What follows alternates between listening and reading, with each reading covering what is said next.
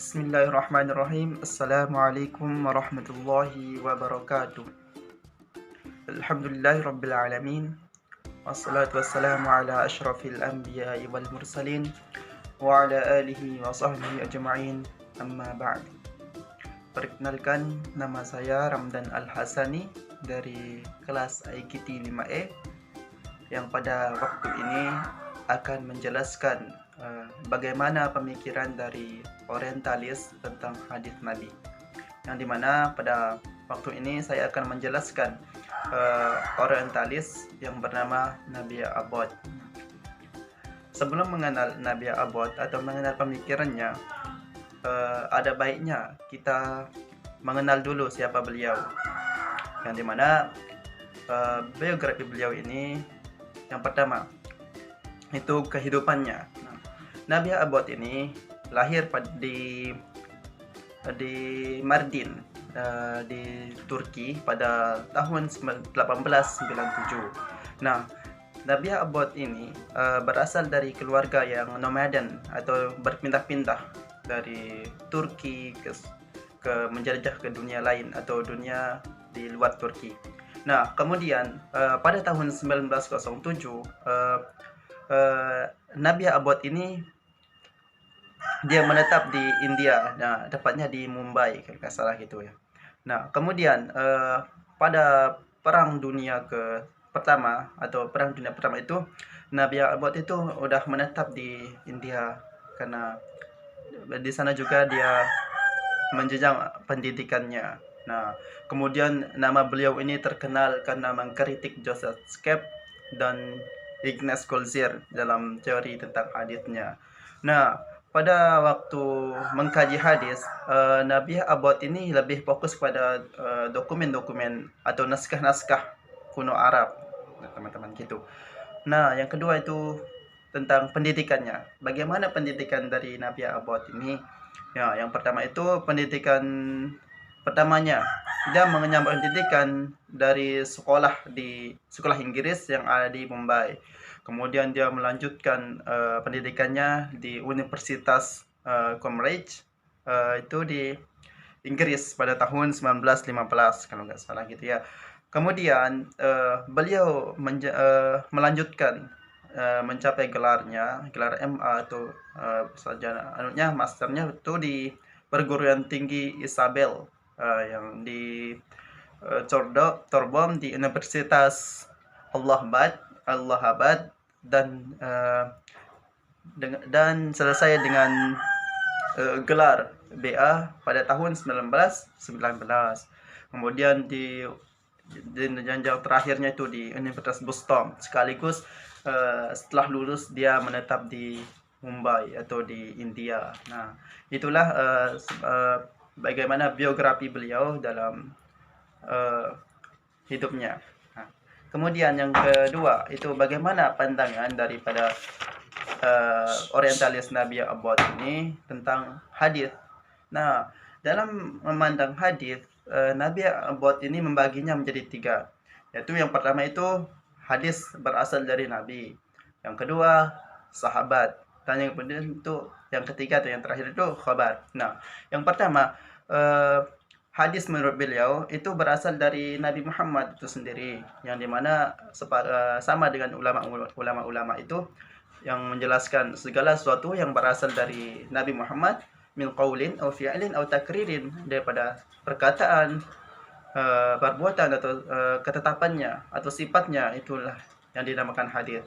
Nah, kemudian ada lagi menurut yang kedua itu sahabat. Nah, dikatakan pada hadisnya Nabiya Abbad ini hadis itu tidak berasal dari Nabi Muhammad saja, akan tetapi sahabat yang dua, yakni Umar dan Abu Bakar dan Umar. Nah, itu yang segala sesuatu yang dikatakan oleh sahabat yang dua itu termasuk dari hadis menurut beliau. Yang ketiga itu khabar. Khabar itu termasuk hadis karena menceritakan tokoh-tokoh terkenal yang terlihat di dalam disiplin ilmu pengetahuan di masa itu atau di masa pemerintahan pada saat itu.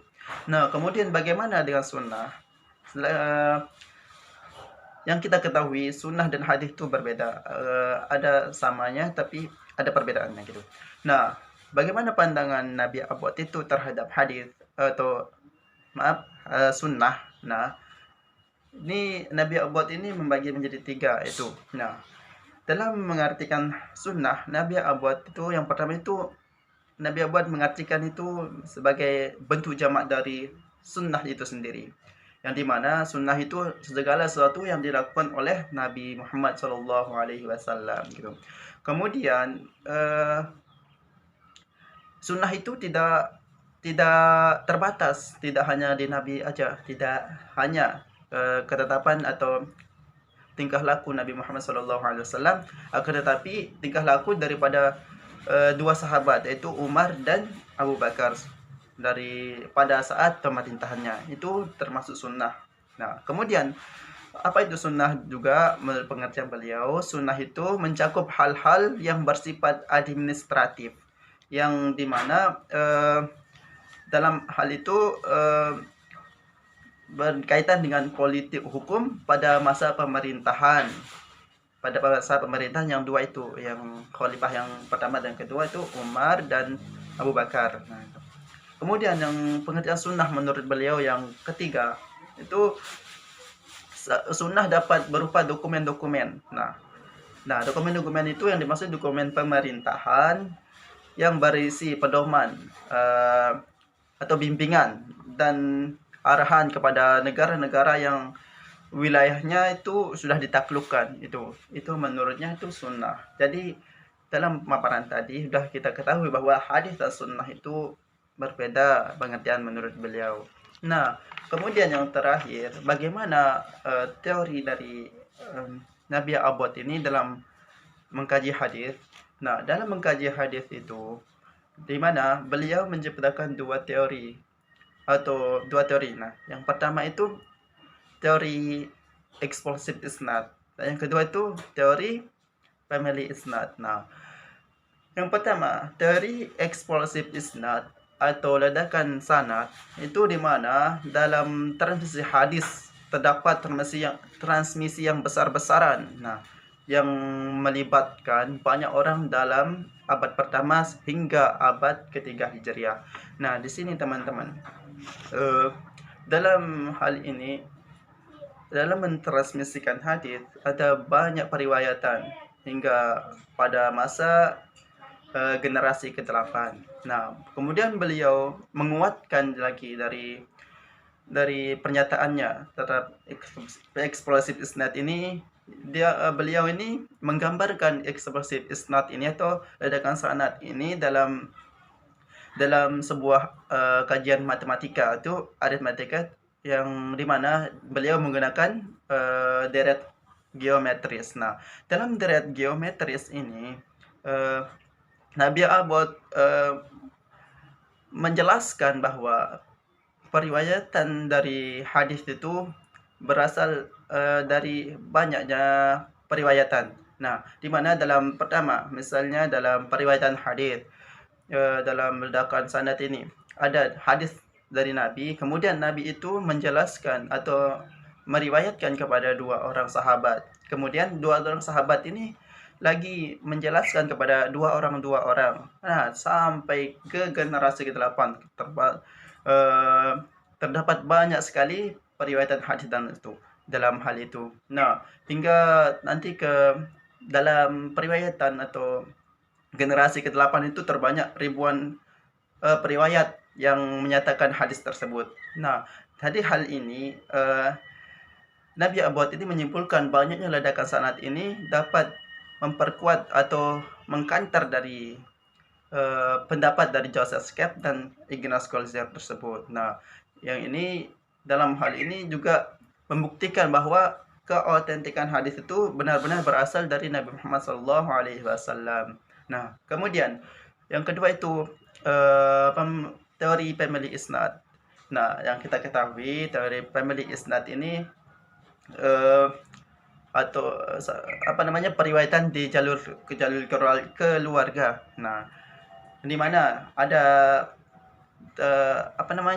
dibagi menjadi dua lagi, itu family isnad sendiri. Yang pertama family isnad, yang kedua itu non family. Nah, yang kita ketahui yang pertama family isnad. Nah, dalam family isnad ini jalur periwayatannya itu mencakup keluarga saja. Itu banyak dalam meriwayatkan hadis hanya meriwayatkan ke keluarga. Nah, dalam hal ini dalam periwayatan hadis jalur keluarga ini ada mencakup nanti dari atas ke bawah atau dari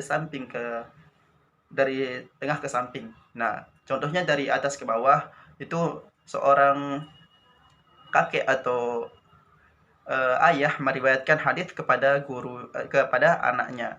Nah, dari samping misalnya seorang hadis atau seorang perawi meriwayatkan, seorang paman sebagai perawi meriwayatkan hadis kepada keponakannya, itu dari jalur samping. Nah, kemudian itu yang kedua, jalur non family. Nah, yang kita ketahui jalur non family ini teman-teman bukan berasal dari keluarga, akan tetapi ada ikatan, entah itu ikatan batin maupun lahir. Nah, batin atau jalur ilmu itu. Nah, yang di sini kita contohkan pada jalur non family ini, seorang perawi atau seorang guru meriwayatkan hadis eh, kepada muridnya. Nah, itu termasuk non family karena itu mencakup guru terhadap muridnya. Nah, di sana ada nanti contohnya, bisa teman-teman baca di poinnya. Nah, dari kesimpulan tersebut, dari dua teori tersebut, yaitu teori isnad, explosive isnad, dan teori isnad family, dapat disimpulkan bahwa hadis itu berasal dari Nabi Muhammad SAW, itu autentik, berasal dari Nabi, dan dapat mengkantar daripada pernyataan Ignaz dan Joseph Scott. Nah, dalam pernyataannya itu Ignaz itu tidak percaya bahwa hadis itu berasal dari Nabi karena banyaknya perawi hadis yang mati pada masa perang itu. Tetapi dalam mengkantar hal itu, Nabi Abad ini menjelaskan teori tersebut, yaitu teori yang dua ini untuk mengkantarnya. Nah, bisa kita simpulkan bahwa hadis itu berasal dari Nabi dan dapat mengkantar dari pernyataan Ignaz dan Joseph Scott. Nah, kurang lebihnya dari saya mohon maaf apabila ada kesalahan. Sekian dari saya. Wassalamualaikum warahmatullahi wabarakatuh.